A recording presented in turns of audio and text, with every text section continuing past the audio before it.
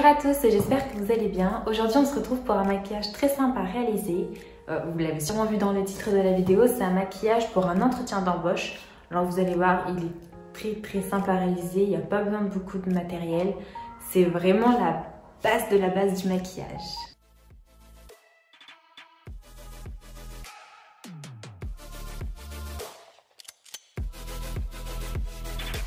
Alors, avant de commencer n'importe quel maquillage, il faut préparer votre peau. Pour ça, vous devez appliquer de la crème hydratante. Donc moi j'utilise une crème hydratante toute simple.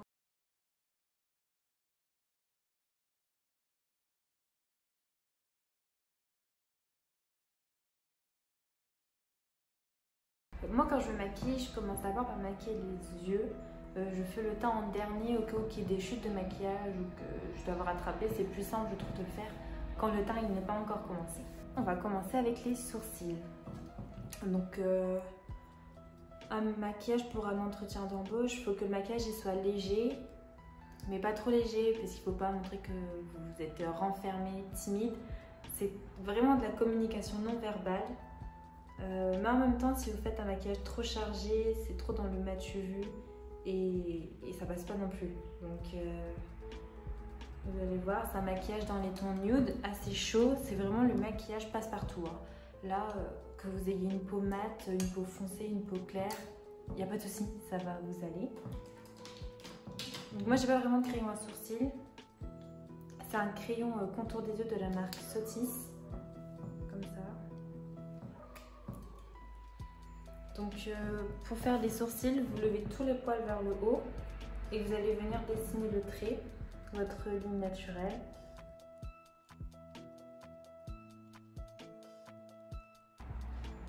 Et ensuite, vous brossez tous les poils vers le bas. Et pareil, vous allez venir tracer votre ligne naturelle.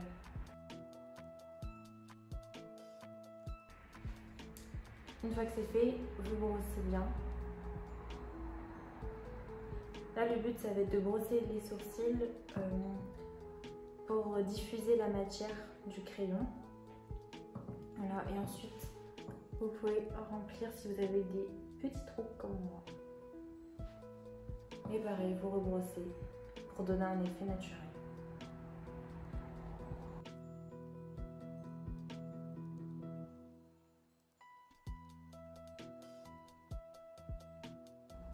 Une fois qu'on a fait les sourcils, on va passer aux paupières. Donc c'est vraiment un maquillage adapté pour tous les budgets, donc je n'utilise pas de base à paupières, rien du tout. Je vais vraiment faire un maquillage classique, pas bas de gamme, mais accessible à tous les budgets. Donc vous prenez un pinceau, pas celui-là. Voilà, vous prenez un pinceau comme ça, assez plat. Moi j'utilise la palette Too Faced et on va venir appliquer le marron chaud comme ça.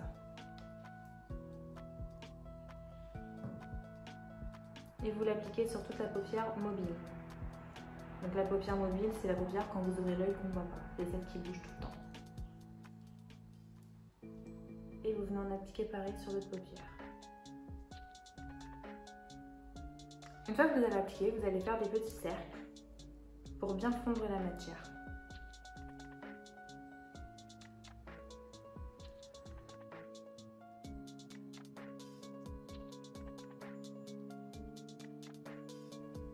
Et en fondant la matière, en formant vos petits cercles, vous allez remonter un peu sur la paupière qui n'est pas mobile. Mais attention, ne remontez surtout pas vers votre sourcil. Enfin, jusqu'au sourcil.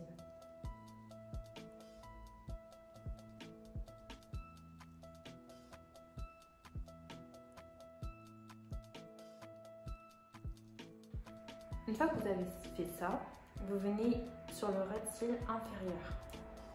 Pareil. Mais là, il va falloir être très précis. Pas que ça fasse un gros tas en dessous et que ça fasse un effet de cocard.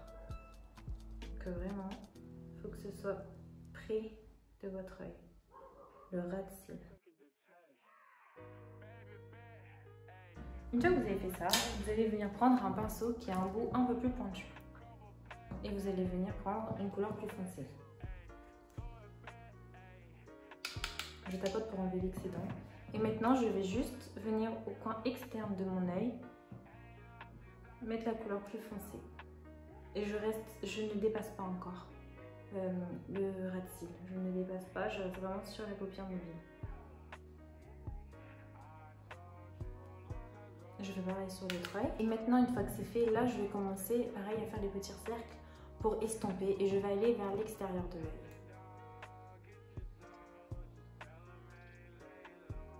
Comme si vous faisiez un trait d'eyeliner. Donc vous partez du coin externe vers la pointe de votre sourcil. Mais vous ne dépassez pas la ligne orange que vous avez faite juste avant. Une fois que vous avez ça, vous reprenez encore de la même couleur, légèrement. Et vous allez venir marquer votre creux de paupière.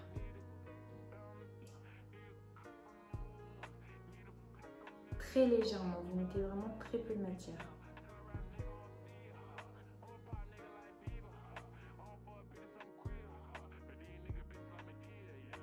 Une fois que c'est fait, vous prenez un pinceau comme ça à bout biseauté.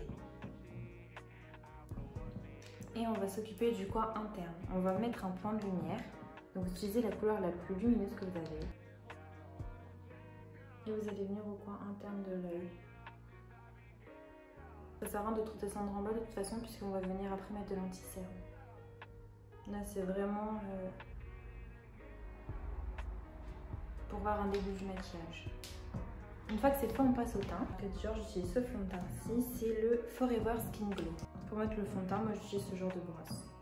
Et le mieux c'est d'appliquer votre fond de teint sur votre main. Et ensuite vous venez tapoter et là vous venez l'appliquer. Ça évite que vous en mettiez trop.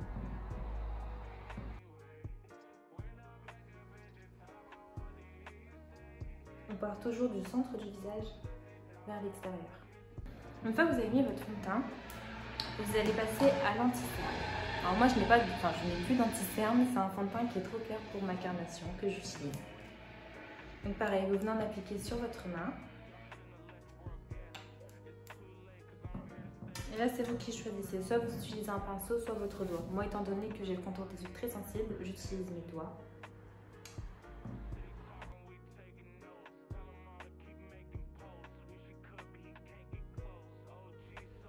Et c'est très important, il faut bien ici mettre votre anti-cerne dans le coin de l'œil près du nez, parce qu'il y a une veine très foncée qui passe par là.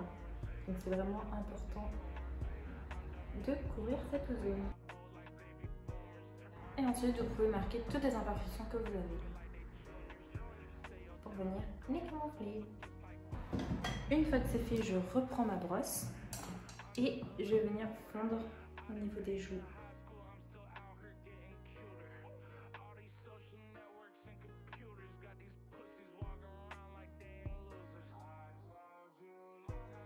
Non, on poudre le visage.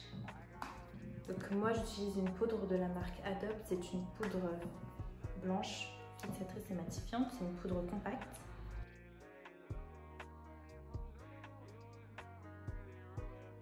Moi comme j'ai une peau qui a tendance à briller très vite, je l'applique un peu partout. Si votre peau elle ne brille pas tant que ça, il faut la mettre sur la zone T. La zone T c'est le nez, le menton et le front. Alors faites très attention parce qu'une fois que vous avez poudré, vous ne pourrez plus rajouter du fond de teint. La poudre va vraiment venir fixer la matière, ça va être très compliqué après de rattraper. Alors moi j'utilise une poudre transparente, c'est pas vraiment adapté à toutes les carnations de peau. Quand vous avez une peau foncée, ça va avoir tendance à griser votre teint. Donc là il faut prendre une teinte qui est plus adaptée à votre carnation. Une fois que vous avez poudré, on peut revenir aux yeux. Donc là, si comme moi, le maquillage, en mettant le fond de teint, ça a un peu perturbé le maquillage de vos yeux, vous pouvez venir refaire. Moi, ça va être surtout la ligne du ras de cils inférieur qui a été touchée. Donc je reviens faire, et pareil, je remonte vers la pointe de mon sourcil. Si vous allez vers le bas, ça va vous faire des yeux qui tombent. Alors que vers le haut, ça va agrandir le regard.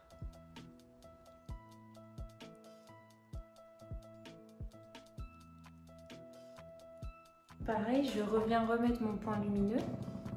Parce que c'est parti en appliquant l'anti-cerne.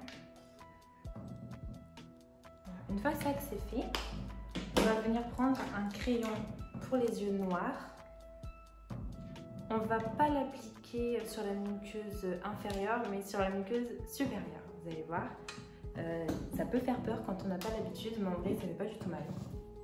Là, ça va vraiment juste pour donner un effet comme si on avait des cils plus fournis. Donc, vous levez juste vos cils et vous faites le trait sur la paupière supérieure. Voilà, normalement, on voit la différence. Ensuite, moi, ce que je vous conseille, si vous voulez utiliser le crayon noir, c'est de le mettre sur le ras de cils inférieur et de vous arrêter juste au moment où la couleur l'iris de votre œil commence. Si vous avez un crayon plus clair, vous pouvez le mettre sur tout le ras de cils inférieur, enfin sur toute la muqueuse inférieure, parce qu'après ça risque de trop fermer le regard. Et n'oubliez pas de fermer votre œil avec la couleur. Et pour ce maquillage-là, je ne vais pas faire d'eyeliner, de trait d'eyeliner, parce que c'est vraiment un maquillage que je veux accessible pour tout le monde. Et nous savons très bien comment c'est compliqué de faire un bon trait d'eyeliner, du coup on va s'en passer.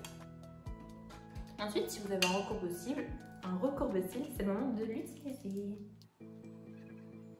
J'ai vu une astuce aussi, il y a certaines filles qui utilisent leur briquet pour chauffer. Je sais pas ce que ça vaut. J'ai peur de brûler mes cils en faisant ça, donc dites-moi dans les commentaires si vous avez déjà testé, ce que vous en pensez. Moi, je sais pas. Je n'ose pas encore le faire. Peut-être un jour, mais pas pour l'instant.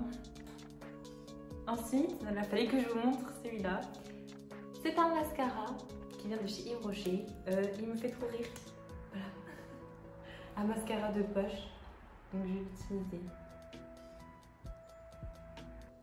Alors, petit conseil pour appliquer votre mascara, c'est vraiment de venir au ras des cils et de faire ce mouvement-là qui tourne comme ça. Vraiment. Et là, vous remontez en faisant des petits zigzags. Je vais vous montrer sur l'autre côté.